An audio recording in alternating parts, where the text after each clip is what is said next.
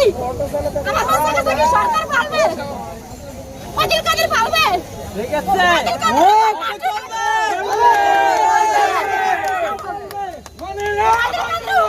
Police দাঁড়াবে কেন ওই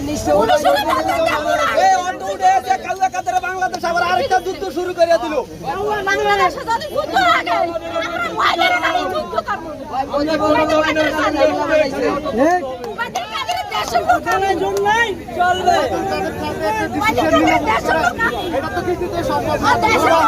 ওই শুরু করে কোন দেশে যায় আমি ওদের কাদেরকে বলতে চাই আপনারা অনেক পারছেন, এবার গরিবের দিকে একটু শ্রদ্ধাশীল হন, না তো এই অটোর মাধ্যমে কিন্তু আপনাদের সরকার একদম পাল্টে নেবে।